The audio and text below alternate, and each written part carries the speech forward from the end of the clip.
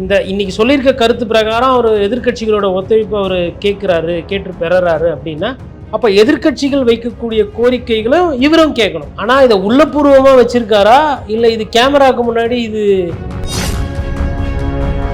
பல ஆண்டுகளுக்கு பிறகு 3வது முறையாக ஒரு பிரதமர் ஆட்சி பிடிக்கிறாரு, ஹேட்ரிக்கு. ஆனால் அந்த கொண்டாட்டமே இல்லையே, ஏன் அது? எதுக்கு நீங்கள் 400 சீட்டு வரும்னு நான் மாதிரி சொன்னீங்க, அப்புறம் அவ்வளோ போட்டு போடல, உத்தரப்பிரதேசத்தை தோக்கடிச்சிருக்கீங்க. அந்த ஃபர்ஸ்ட் ரோலே வந்து அகிலேஷ் யாதவ், ராகுல் காந்தி, அந்த அயோத்தியா எம்பியும் உட்கார வச்சிருக்காங்க. என்டிஏ கூட்டணிக்கோ இல்லை பிஜேபிக்கோ அது இஸ் ஸ்டேட்மெண்ட், பொலிட்டிக்கல் ஸ்டேட்மெண்ட். அதை பார்க்கும் போதெல்லாம் வந்து பக்கு பக்கு பக்கு பக்குன்னு இருக்கும். இப்போ சபாநாயகர் பதவியே பாருங்கள், பிஜேபிக்கு தான் அவங்க வச்சுக்க பார்ப்பாங்க, அது கூட்டணி தலைவர்கள்கிட்ட கூட கொடுப்பாங்கன்ற மாதிரி நான் பார்க்கல.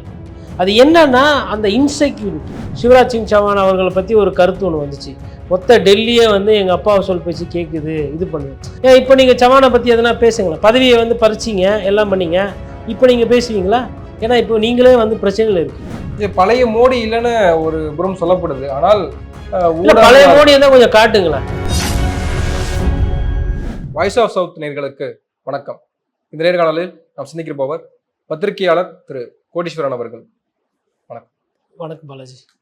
இன்று நாடாளுமன்றத்தினுடைய முதல் நாள். மக்களவை உறுப்பினர்கள் பதவியேற்று கொள்றாங்க. முதலாவதாக பிரதமர் நரேந்திர மோடி அவர்கள் மக்களவை உறுப்பினராக பதவியேற்றுக் கொண்டார். அப்போதே எதிர்த்தரப்பினர், இந்தியா கூட்டணி கட்சி தலைவர்கள் கான்ஸ்டியூஷன் புக்கு காட்டி எதிர்ப்பு தெரிவித்தாங்க. நாடாளுமன்றத்திற்குள்ளே வரும்போதே கான்ஸ்டியூஷன் புக்கோட உள்ளே வராங்க, எதிர்ப்பு தெரிவிக்கிறாங்க. இதையெல்லாம் பார்க்குறோம். இன்னொரு புறம் மோடி எதிர்க்கட்சிகளை பற்றி பேசியிருக்கிறாரு. எதிர்க்கட்சிகளினுடைய ஒத்துழைப்பு ரொம்ப முக்கியம், மக்கள் நல சட்டங்கள் இயற்றும் பொழுது உங்களுடைய ஒத்துழைப்பு நமக்கு தேவைப்படுது அப்படின்ற விஷயத்தையும் முன்வைக்கிறாரு. எப்படி பார்க்குறீங்க? முதல்ல பிரதமர் மோடி அவர்களை பொறுத்தவரையிலும் ஒரு 4 திசையிலிருந்து 4 பாராளுமன்ற உறுப்பினர்களை வைத்து ஒரு மைக்கு முன்னாடி பேசியிருக்கிறாரு. அதில் நம்ம ஐயா முருகன் அவர்களும் இருக்கார். ஒரு தமிழகத்தை சேர்ந்த ஒரு பாராளுமன்ற உறுப்பினர் அங்கே வந்து பிரதமர் பின்னாடி நின்று பேசுறதுக்கு அதை பார்க்கும்போது உள்ளபடி ஒரு சந்தோஷமான ஒரு நிகழ்வு. அது 1 நிமிஷம் 10 நிமிஷம்னாலும் சரி, அது ஒரு சந்தோஷம். பட் அதை தாண்டி அதில் என்ன செய்தினா, எதிர்க்கட்சிகளோட ஒத்துழைப்பு தேவை. எதிர்க்கட்சிகள் வந்து அமைதியாக இருந்து வாதங்கள்லாம் பண்ணி இந்த ஜனநாயக கடமையை ஆற்றணும், அப்போ தான் பாராளுமன்றம் சிறப்பாக வரும், அப்போ தான் மக்களுக்கு உண்டான சட்டங்கள் இயற்றமுடின்னு கேட்டிருக்காரு. அந்த கருத்து இருக்கு இல்லைங்களா, இந்த கருத்து அவர் இன்னைக்கு கோரிக்கையாக வைத்தது ஒரு நல்ல கருத்து. ஆனால் இதை உள்ளபூர்வமாக வச்சிருக்காரா, இல்லை இது கேமராவுக்கு முன்னாடி இது சும்மா அவங்கள அமைதி பண்ணி சாஃப்ட் பண்ணி அதுக்கு பண்ணாரா அப்படின்றத நம்ம பார்க்கணும். இன்னைக்கு சொல்லியிருக்க கருத்து பிரகாரம் அவர் எதிர்க்கட்சிகளோட ஒத்துழைப்பு அவர் கேட்டு பெறாரு அப்படின்னா, அப்போ எதிர்க்கட்சிகள் வைக்கக்கூடிய கோரிக்கைகளும் இவரும் கேட்கணும். அப்போ அவை வந்து அமைதியாக போகணும், குந்தகம் இருக்கக்கூடாது, வார்த்தை பிரச்சனை இருக்கக்கூடாது, ஒரு விவாத பொருளாக மாறக்கூடாதுன்னா, உதாரணத்துக்கு இப்போ நீட்டு வேணான்னு எதிர்க்கட்சிகள் கோரிக்கை வைப்பாங்க. பிரதமர் ஆமாம் சரி பிரச்சனை தான், நிறைய இடத்துல வருது, நம்ம நடத்தி பார்த்தோம், நடத்த முடியல, தேர்வு நடத்துறதுல பிரச்சனை வருது, அந்த தேர்வே வேணாம், இனிமேல் அந்தந்த மாநில அரசுகளே நடத்திக்கங்க, உங்கள் ஸ்டேட்டில் இருக்கிற மருத்துவக் கல்லூரி சீட்டெல்லாம் வந்து அந்தந்த மாநில அரசாங்கமே பண்ணிவிட்டு கல்வியை வந்து ஷெடியூல் 2லேயே நம்ம அமைச்சிரும். அதாவது யூனியன் லிஸ்ட்டில் இருந்து ஸ்டேட் லிஸ்ட்டுக்கே போயிட்டோம், அது ஸ்டேட் லிஸ்ட்டில் இருக்கட்டும், ஸ்டேட்டு பார்த்துக்கிட்டோம், ஸ்டேட் சப்ஜெக்ட் ஆகிட்டோம் கல்வி அப்படின்னு ஒரு முடிவு எடுக்கிறாருன்னு வச்சுக்கோங்களேன். இன்றைக்கி அவர் இப்போ பேசியிருக்காரு பார்த்தீங்களா, அந்த கருத்து பிரகாரம் பிரதமர் நடந்துக்கிறாரு அப்படின்னு அந்த முடிவுக்கு போயிடலாம். இல்லை இப்போ இங்கே இப்படி எதிர்க்கட்சிகள் வந்து ஒத்துமையாக இருக்கணும், அமைதியாக இருக்கணும், அப்போ தான் வந்து பாராளுமன்றம் அமைதியாக நடக்கும்னு கோரிக்கையை வைத்துட்டு உள்ளே போனவொன்னா இவங்க எப்படி இருந்தாலும் நீட்டு எதிர்த்து தான் பேச போகிறாங்க. நீட்டு வேண்டாம், நீட்டு ஒழிங்க அப்படின்னு ஒரு கோரிக்கை வைக்கிறான்னு வச்சுக்கோங்களேன். அதெல்லாம் முடியாது, நாங்கள் சொல்லியாச்சு நீட்டு நடக்கும், நீட்டு நல்லது அப்படின்னா, அப்போ இன்றைக்கி பேசுனது வந்து ஒரு நாடகம், அது அவரோட நடவடிக்கையை பொறுத்து தான் இன்றைக்கி அவர் வைத்த கோரிக்கை அவர் மனசுல இருந்து பேசியிருக்காரா இல்லை சும்மா அரசியலுக்காக பேசினாரான்றது தெரிஞ்சிடும். ஆனால் தற்காலிக சபாநாயகர் அந்த நியமனத்திலே வந்து ஜனநாயக விரோத போக்கு தான் கையாண்டிருக்காங்க என்டிஏ அரசாங்கம்னு குற்றச்சாட்டு முன்வைக்கிறாங்க. குறிப்பாக 8 முறை மக்களவை உறுப்பினராக தேர்ந்தெடுக்கப்பட்ட கேரளாவை சேர்ந்த காங்கிரஸ் கட்சிக்காரர் அவர் தான் வந்து எம்பியா வந்திருக்கணும், சுரேஷ் என்ற நபர். ஆனால் அதற்கு பதிலாக இப்போ ஒருத்தரை நியமிச்சிருக்காங்க, அவர் 7 முறை நாடாளுமன்ற உறுப்பினராக இருந்திருக்காரு அப்படின்னு சொல்றாங்க. அப்போ இதுலயே தலித் புறக்கணிப்பு இருந்திருக்கு, இதுலயே வந்து ஜனநாயக விரோத போக்கு கடைபிடிக்கப்பட்டிருக்கு அப்படின்ற குற்றச்சாட்டை முன்வைக்கிறாங்க. அப்போ இனிமேல் எப்படி இருக்கும் அப்படின்றது ஒரு கேள்வியா இருக்குல்ல. கண்ணியமான அரசியலை இன்றைய பாஜக தலைவர்களிடம் எதிர்பார்ப்பது பாஜகவோட தப்பு அல்ல. அவங்களுக்கு தெரிஞ்சது இந்த அரசியல் தான். அவங்க வந்து நீங்க வந்து மாண்பை கடைபிடிங்க, கடந்த காலத்துல இருந்த வரலாறை திருப்பி பாருங்க, மூத்தவர் யாரோ அவர் தான் வந்து சபைக்கு வந்து முன்னவராக உட்கார வைக்கணும், புரோட்டம் ஸ்பீக்கராக அவர் வச்சுட்டு அவர் கையால் எல்லாரும் பதவி ஏற்றுக்கிட்டு அதுக்கப்புறம் சபாநாயகராக ஒருத்தர் தேர்ந்தெடுக்கலான்றது பழைய மரபு. பாஜகவுக்கு இந்த மாதிரி பழைய மரபுலெல்லாம் பெரிய நம்பிக்கை இருக்கிற மாதிரி தெரியல. அவங்க வந்து எதிர்க்கட்சி தலைவர் அந்தஸ்தே கொடுக்காம போன வாட்டியா எதிர்க்கட்சியாக இல்லாமல் ஒரு விஷயத்தை வச்சுருந்தாங்க. துணை சபாநாயகர் போன்ற பதவிகள் எல்லாம் வந்துட்டு அது எதுக்கு அப்படின்ற மாதிரி வச்சுருந்தாங்க. இப்போ கோவிந்த் ஐயாவை பார்த்தோம், அம்மையார் திரௌபதி முர்முவை பார்த்தோம். திரௌபதி முர்மு இந்த நாட்டினுடைய ஜனாதிபதி. அதை தாண்டி அவங்க வந்து ஒரு மணிப்பூர் விஷயமாகட்டும் எந்த ஒரு விஷயமாகட்டும் அவங்க தான் வந்து அத்தாரிட்டி. இப்போ நீட்டு கூட சரி, சுப்ரீம் அத்தாரிட்டின்னு பார்த்தீங்கன்னா பிரசிடென்ட். அவங்க அது மாதிரி விஷயத்தில் எதனா நடவடிக்கை கருத்து சொல்ல வேணாம், பத்திரிகையாளர் சந்திக்க வேணாம். பிரசிடென்ட் நினைச்சா ஒரு சில விஷயங்களை சரி செய்ய முடியும், அரசியல் அழுத்தம் கொடுக்க முடியும். அதற்கெல்லாம் அவங்க தயாராக இருக்காங்களா? இல்லை. அப்போது பாரதிய ஜனதா கட்சியை பொறுத்தவரையில் என்னென்னா, தங்கள் வசதிக்கு ஏற்றாற்போல் யார் எப்படி இருப்பாங்களோ அவங்கள தான் அவங்க பதவியில் வச்சுக்குவாங்க. சின்ன பதவியோ பெரிய பதவியோ அதை தான் பண்ணுறாங்க. அதில் வந்து ஜனநாயக மரபு இருக்கா, மூத்த உறுப்பினர் ஒருத்தர் இருக்கிறாரு, எதிர்க்கட்சிக்கு உண்டான அந்த கண்ணியத்தை கொடுப்போம், எதிர்க்கட்சிகளை பேச விடுவோம், அவங்க கேட்குற கேள்விக்கு பாராளுமன்றத்தை வந்து பதில் சொல்லுவோம், அப்படிலாம் கிடையாது. மணிப்பூர் பார்த்தோம், பிரதமரை வந்து வாயை திறங்க அப்படின்றதுக்கே பல மாதம் ஆச்சு, அவரை வாயை திறக்க வச்சு அதை பேச வைக்கிறதுக்கே. அப்போ தன்னோட நாட்டில் சொந்த மக்களே பாதிப்புக்குள்ளாகி கூடவே இருந்த ஆர்எஸ்எஸ்ஸே குறை சொல்கிற அளவுக்கு தான் இவர்களோட லட்சணம் இருக்குது. அப்படி இருக்கும்போது அவங்க கிட்ட வந்துட்டு இதெல்லாம் இதோட மோசமாக இன்னும் எதிர்பாருங்களேன். காங்கிரஸ் கட்சியிலேருந்து ஒரு 4 பேர் உங்கள் கட்சிக்கு தூக்குவாங்க, இல்லை மாநிலத்தில் இருக்கிற ஆட்சி எதுனா கலைக்கிறதுக்கு பண்ணுவாங்க. இதெல்லாம் அவங்க கடந்த காலத்தில் பண்ணது தானே. நீங்கள் அந்த மாதிரி ஒரு ஒரு மோசமான ஒரு அரசியலை தான் பிஜேபி கிட்ட எதிர்பார்க்கணும். கண்ணியமான அரசியலை, ஒரு முறையான தேர்ச்சியான ஒரு அரசியலை வந்து அவங்ககிட்ட எதிர்பார்க்கறது தவறு. அந்த தவறு நான் காங்கிரஸ் தான் குற்றம் சொல்லுவேன். ஒரு நல்லவர்கள்கிட்ட போயிட்டு யாசகம் பெறுவதோ இல்லை ஒரு நல்ல கருத்து பேசுவதோ அப்படின்றது வேற. ஒரு மோசமான சிந்தனை கொண்டு அரசியல் செய்பவர்கள்கிட்ட நீங்கள் எப்படி ஒரு நடுநிலையோ நியாயத்தையோ எதிர்பார்க்குறீங்க? எதிர்பார்க்கறது உங்கள் தப்பு தானே. எதிர்க்கட்சிகளே இருக்க மாட்டாங்க, பார்வையாளர் மாடத்துல தான் இருக்க போறாங்க அப்படின்னு சொன்னவர் இன்னைக்கு வந்து எதிர்க்கட்சிகளுடைய ஒத்துழைப்பு வேணும்னு சொல்றாரு. ஆனாலுமே இந்த சபாநாயகர் நியமனத்துல எல்லாம் வந்து அவங்க எப்படி நினைக்கிறாங்களோ அந்த மாதிரி ஆட்களை தான் நியமிக்கிறாங்க. அப்போ ரெண்டுமே பண்றாங்களா? அதாவது அரசியலை நல்லா பண்ணுறாரு. அது நல்ல அரசியலா மலிவான அரசியலா அப்படின்றது பார்த்தோன்னா பாதி நேரம் மலிவான அரசியலாக தான் இருக்குது. அப்போ மக்களுக்கு உண்டான அரசியல் அங்கே எது அப்படின்னா, எதிர்க்கட்சிகளை வந்து அரவணைச்சு சென்றார்னா ஒரு அடல் பிஹாரி வாஜ்பாய் போன்ற ஒரு ஆட்சியை தந்தார் அப்படின்ற மாதிரி ஒரு மாட்சிமிகு பிரதமராக அவர் உயர்வார். ஆனால் அதை நோக்கி அவர்கள் பயணம் செய்கிற மாதிரி தெரியவில்லை. இப்போ சபாநாயகர் பதவியே பாருங்கள், பிஜேபிக்கு தான் அவங்க வச்சுக்க பார்ப்பாங்க, அது கூட்டணி தலைவர்கள்கிட்ட கூட கொடுப்பாங்கன்ற மாதிரி நான் பார்க்கல. அது என்னன்னா அந்த இன்செக்யூரிட்டி, அந்த சம்டைம்ஸ் அந்த சர்வாதிகாரத்தன்மையில் இருக்கவங்க கூட உங்களுக்கு என்னென்னா மற்றவர்களை பார்த்து நம்புறதுக்கு ஒரு பயம் இருக்கும். இவங்களை நம்பலாமா, இவங்களை அது பண்ணலாமா, இது பண்ணலாமா. இப்போ நேற்று கூட சிவராஜ் சிங் சௌஹான் அவர்களை பற்றி ஒரு கருத்து ஒன்று வந்துச்சு. மொத்த டெல்லியே வந்து எங்கள் அப்பாவை சொல் பேச்சு கேட்குது, இது பண்ணுது. இதெல்லாம் எங்கேருந்து வருதுன்னா, அந்த சவான் அவர்களுக்கு நீங்கள் ஒரு காலத்தில் கொடுக்க வேண்டிய முக்கியத்துவம் மரியாதையும் மாண்பையும் கொடுக்காததுனால தான் அவரோட ஆதரவாளர்கள் இல்லை அவருக்கு குடும்பத்தில் இருக்கிறவங்களும் இன்னைக்கு இந்த கருத்தை சொல்கிறாங்க.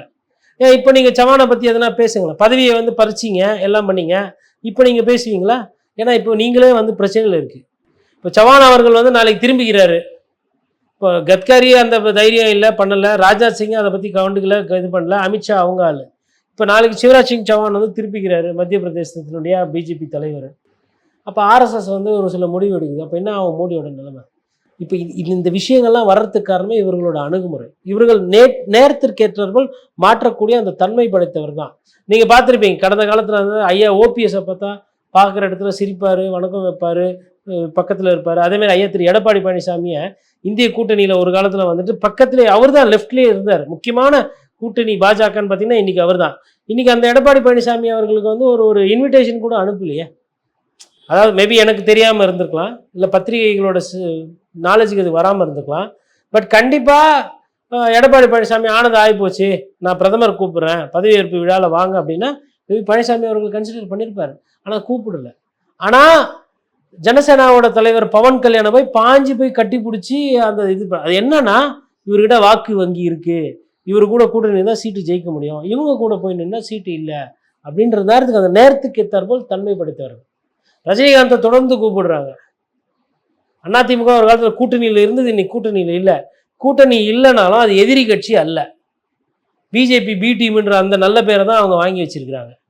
அப்படி இருக்கும்போது ஒரு காங்கிரஸ்ல இருக்கக்கூடிய எதிர்கட்சியில் இருக்கக்கூடிய நபர் வந்து கலந்துக்கிறாரு. ஏன் அதிமுக தலைவர்களை கூப்பிடல பிஜேபி? ஏன்னா வாக்கு இருந்தால் அவங்க சேர்ந்துக்கிடுவாங்க, வாக்கு இல்லைன்னா அவங்கள அமுக்கி பண்டில் கட்டி தூரத்துக்கு போடுறோம். இதுதான் பிஜேபியோட அந்த மென்டாலிட்டி. அந்த பிஜேபி உங்களுக்கு புரோட்டம் ஸ்பீக்கர் பதவி, வரிசையில் முக்கியத்துவம், ஜனநாயக கடமை, கான்ஸ்டியூஷனை பாதுகாக்கும், கமிட்டி எல்லாம் போடும், அந்த கமிட்டிலெல்லாம் உங்களை சேர்ந்துக்கும், ஜாயிண்ட் பார்லிமெண்ட்ரி கமிட்டி போடுவாங்க, ப்ரோப் கமிட்டி போடுவாங்க, அதிலெல்லாம் காங்கிரஸ்க்கு முக்கியத்துவம் கொடுப்பாங்க. நீங்கள் எதிர்பார்த்தீங்கன்னா உங்களை யாராலையும் காப்பாற்ற முடியாது. அவர்களோட சிந்தனை அப்படி, அவங்க அப்படி தான் போவாங்க. உங்களோட சிந்தனையை நீங்கள் பார்த்துக்கணும். அப்போ எதிர்கட்சிகள் என்ன செய்ய போறாங்க? ஏன்னா இப்போ ஆரம்பத்திலேயே வந்து அந்த ஃபர்ஸ்ட் ரோலே வந்து அகிலேஷ் யாதவ், ராகுல் காந்தி, அந்த அயோத்தியா எம்பியும் உட்கார வச்சிருக்காங்க. அப்போ அவர்கள் என்ன ஐடியாவோட இருக்காங்க, இது எப்படி அணுக போறாங்க, எதிர்கட்சிகளின் நடவடிக்கைகள் எப்படி இருக்க போகுது அப்படின்னு பாக்குறீங்க? இப்போ அதாவது ஃபைசாபாத் தொகுதியில் ஒரு பட்டியலின தலைவர், சமாஜ்வாடி கட்சியை சேர்ந்தவர், 7-8 முறை சட்டமன்ற உறுப்பினராக இருந்தவர் பிரசாத் அவர். அவர் நிற்கிறாரு, நின்று ஜெயிச்சு பெரிய மார்ஜினில் ஜெயிச்சு வந்து நிற்கிறாரு. இப்போ அவரை வந்து ஃப்ரண்ட் ரோவில் உட்கார வைக்கிறாங்க. அதாவது அவர் வந்து ஒரு பட்டியலின தலைவர்ன்றதை தாண்டி சமாஜ்வாடியினுடைய one of the face. Akhilesh Yadav இருக்கும் பொழுது எதுக்கு சமாஜ்வாடி கட்சியில் இன்னொருத்தர் அப்படின்னு அந்த கட்சியில் இருக்கவங்க நினைக்கல. நான் இருந்தாலும் நீங்களும் இருங்க, இதுதான் வந்து சகோதரத்துவன்றது, இதுதான் வந்து ஒரு கான்ஃபிடென்ஸு. இதெல்லாம் வந்து உங்களுக்கு கான்ஃபிடென்ட்டாக இருந்தீங்கன்னா தான் இந்த மாதிரி செய்வீங்க. இப்போது ஒரு முக்கிய தலைவர், பெரிய தலைவர் இருக்காருன்னா அவங்க பொதுவாக என்ன பண்ணுவாங்க, அவங்கள வந்து முன்னிலை பண்ணிவிட்டு இந்த 2ஆம் நம்பர் 3ஆம் நம்பரெல்லாம் அப்படி தள்ளி வைப்பாங்க, சைட்லைன் பண்ணி வைப்பாங்க. ஆனால் அகிலேஷ் வந்து இல்லை நீங்கள் உட்காருங்க அப்படின்னு சொல்லிட்டு ராகுல் காந்தி, அகிலேஷ் இவரை உட்கார வைக்கும்போது அது என்னன்னா, என்டிஏ கூட்டணிக்கோ இல்லை பிஜேபிக்கோ அது இஸ் ஸ்டேட்மெண்ட், பொலிட்டிக்கல் ஸ்டேட்மெண்ட். அயோத்தியான்னு ட்ராமா பண்ணிட்டு இருந்தீங்க. அயோத்தியாவில் ரிசர்வ்டு தொகுதியில் ரிசர்வ்டு ஆள் தான் நிற்க முடியும், மற்ற ஆள் நிற்க முடியாது அப்படின்றது சட்டம். ரிசர்வ்டு ஆளை என்னோட தலித்து தலைவர் எங்கே போய் நின்னாலும் வில்வித கத்தவர் ஜெயிச்சு வந்து நிற்பாரு அப்படின்னு மகாபாரத கதை மாதிரி எத்தனை வந்து நிறுத்தி வச்சிருக்கிறாங்க அயோத்தியா கேண்டிடேட்டை அவங்க முன்னாடி. அதை பார்க்கும்போதெல்லாம் வந்து பக்குன்னு இருக்கும். நம்ம எதை நினைச்சோமோ, இந்துக்களே அப்படின்னு நினைச்சோமே, அயோத்தியில தோக்கடிச்சிட்டாங்களே, ஃபைசாபாத் போயிச்சே கையை விட்டு தொகுதி அப்படின்ற அந்த வலி இருக்கும். ஒன்று. ரெண்டாவது, பட்டியலின மக்களுக்கு நாங்கள் முக்கியத்துவம் கொடுக்குறோம், மதவாதத்தை நாங்கள் ஏற்றுக்கல, எங்கள் கட்சியில் வந்து எல்லாருக்கும் முக்கியத்துவம் பகிர்ந்து கொடுக்கப்படுகிறதுன்றது ரெண்டாவது ஸ்டேட்மெண்ட்டு. மூணாவது ஸ்டேட்மெண்ட்டு, ஒருவேளை பிஜேபி அந்த ஃபைசாபாத் தொகுதி பாராளுமன்ற உறுப்பினருக்கு முக்கியத்துவம் கொடுக்கல, இல்லை சபாநாயகர் வந்து அவரை தூக்கி பின்னாடி எங்கன்னா உட்கார. ஏன்னா இன்னைக்கு வந்து இந்த அரேஞ்ச்மெண்ட் வந்து ப்ரோடம் ஸ்பீக்கரோட அரேஞ்ச்மெண்ட்டு. புதுசாக ஒரு ஸ்பீக்கர் வந்தாருன்னா அவர் ஸ்பீக்கரோட கட்டுப்பாடு தான் அவை என்பது. அவர் என்ன நினைக்கிறாரோ சபாநாயகர், அது பிரகாரம் தான் நடக்கும். சபாநாயகர் ஒருத்தர் இங்கே உட்கார வைக்கணும்னா அங்கே உட்காரணும், மாற்றி உட்காது. கிளாஸ் மிஸ் மாதிரி தான், ஹெட்மாஸ்டர் மாதிரி, டீச்சர் மாதிரி தான். ஸ்டூடெண்ட் அங்கே உட்காரணும்னா அங்கே தான் உட்காரணும். சபாநாயகரோட பதவியில் போயிட்டு கோர்ட்டோ உயர்நீதிமன்றமோ பெருசாலாம் வந்து தலையிட முடியாது. ஆனால் அதுக்குன்னு ஒரு மாண்பு, ஒரு மரபு, ஒரு வழி நெறி இருக்குது. அதை குறைந்தபட்சம் காப்பாற்றுவாங்கன்னு நம்ம நினைக்கிறோம். அப்படி பார்க்கும்போது ஒரு அயோத்தியாவோட அந்த பாராளுமன்ற உறுப்பினருக்கு முக்கியத்துவம் கொடுக்கலன்னா சமாஜ்வாடி கட்சியும் காங்கிரஸும் என்ன சொன்னால், அயோத்தியா எம்பிக்கே முக்கியத்துவம் இல்லையா அப்படின்ற மாதிரி கிளப்பி விடுவாங்க. அப்போ அயோத்தியாவுக்கே இல்லையா, அதாவது அயோத்தியாவுக்கு பிஜேபி எம்பி ஆயிருந்தா முக்கியத்துவம், சமாஜ்வாடியில் எம்பி வந்து அயோத்தியாவுக்கு முக்கியத்துவம் இல்லை. நம்ம அது வந்து எப்படின்னா மரத்தை வெட்டி மரத்தில் சாய்க்கிற மாதிரி ஆகிடும். அதனால இனிமேல்ட்டு அவர் அந்த ஃபைசாபாத் தொகுதி எம்பி நிற்கிற வரலும் பிஜேபிக்கு வந்து அவர் ஒரு சிம்ம சொப்பனமாக தான் தெரிவார். என்னப்பா மோடிஜி, நீங்கள் இந்த சைடு திரும்பினா வந்து உத்தரப்பிரதேசனுடைய முதலமைச்சர் யோகின்னு நீங்கள் 2 பேருக்கும் நடுவில் இவர் உள்ளே பூந்து வந்துட்டாரப்பா. இல்லை, முதல் நாள் பாராளுமன்றம் கூடுது, பல ஆண்டுகளுக்கு பிறகு 3வது முறையாக ஒரு பிரதமர் ஆட்சி பிடிக்கிறாரு, ஹேட்ரிக்கு. ஆனால் அந்த கொண்டாட்டமே இல்லையே, ஏன் அது? எதுக்கு நீங்கள் 400 சீட்டு வரும்னு நான் மாதிரி சொன்னீங்க, அப்புறம் அவ்வளோ போடல. உத்தரப்பிரதேசத்தை தோக்கடிச்சிருக்கீங்க. நாங்கள் உத்தரப்பிரதேசத்தை கனவுல வச்சுட்டு தான் என்னென்னமோலாம் பண்ணோம். உத்தரப்பிரதேசத்தை தோக்கடிச்சிங்க. மகாராஷ்டிரத்தில் எங்களுக்கு வர வேண்டிய ஓட்டு வரல. அதுக்கப்புறமா வந்து எதிர்பாராத விதமாக ஒரு சில மாநிலம்லாம் மாறி போச்சு ரிசல்ட்டு. அப்போ அதெல்லாம் வந்து எங்களுக்கு ஹரியானா நாங்கள் எதிர்பார்க்கல, இவ்வளோ 5க்கு 5 போகும்னு. அப்போது இது வந்து எங்களுக்கு ஒரு மன கஷ்டத்தில் இருக்கிறோம். 10வதுக்கு சிவராஜ் சிங் சௌஹான் வேறு 8 லட்சத்துக்கு மேலே ஜெயிச்சிருக்காரு. நான் இங்கே வாரணாசியில் கஷ்டப்பட்டு 6வது ரவுண்டில் பின்தங்கி இங்கி இருக்கும்போது அங்கே பார்த்தா 8.5 லட்சம் ஓட்டில். அப்புறம் இப்போ சவான் எதிர்த்து வர்றாரு. அப்புறம் ஜி எப்படி இருக்கீங்க, ஏன் மார்ஜின் கம்மியாச்சு, நல்லா வேலை பார்க்கலையா அப்படின்னு ஒரு வார்த்தை கேட்க மாட்டாருன்ற, சும்மா ஒரு வாதத்துக்கு சொல்கிறேன். கேட்குறாரு வச்சுக்கோங்க சவான். மோடிஜிக்கு எப்படி இருக்க மனசு, அமித்ஷாவே அதிகமான ஓட்டில் ஜெயிச்சிருக்கிறாரு. அப்போ அதெல்லாம் ஒரு ஒரு நெருடல் இருக்கும். அப்போ போயிட்டு இது பண்ணிக்கிட்டு சரி ரொம்ப இவர் பயங்கரமாக இவருக்கு வந்து ஒரு ராஜா வேஷம்லாம் போட்டு இவர் வந்து இந்த செங்கோல்லாம் கையில் கொடுத்து பழைய மாதிரி 2வது 3வது வாட்டி பதவி ஏற்றுக்கிற மாதிரி அந்த ட்ரெஸ் எல்லாம் நல்லா அழகாக போட்டு அப்படியே மிடுப்பாக நடந்து வர்றாருன்னு வச்சுக்கோங்களேன்.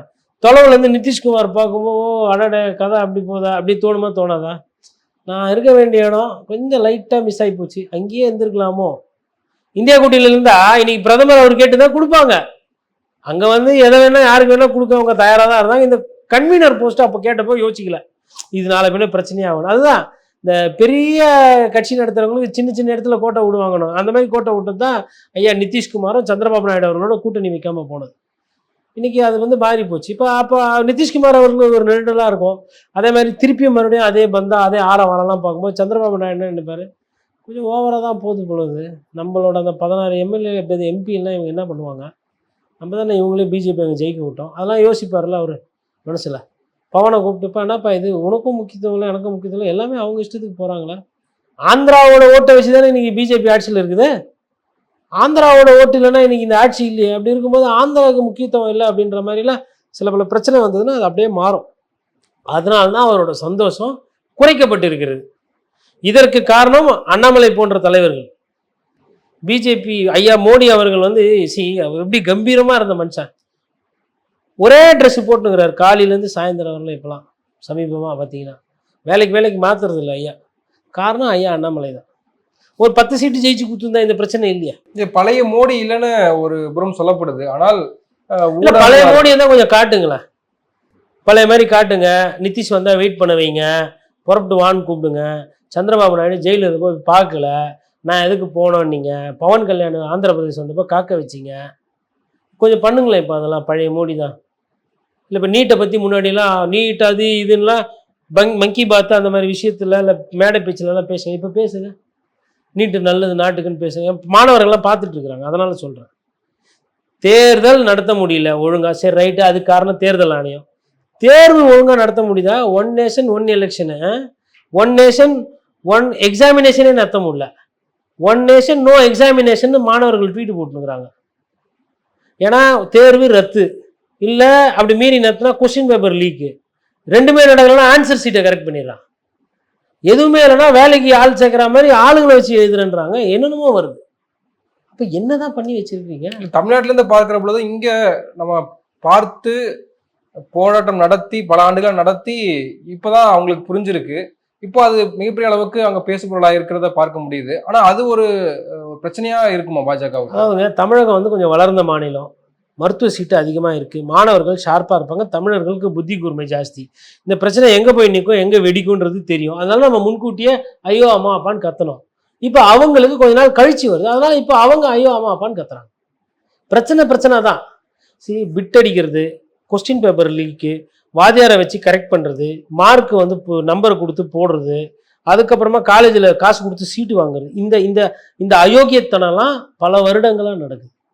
இல்லை ஆள் மாறாட்டம் செய்து அதெல்லாம் வந்து ரொம்ப நாளாக இருக்குது. அப்படி இருக்கும் பொழுது பாஜக தேவையில்லாத ஒரு தலைவலியை தூக்கி தலைமையில ஏற்றிக்கிட்டாங்க.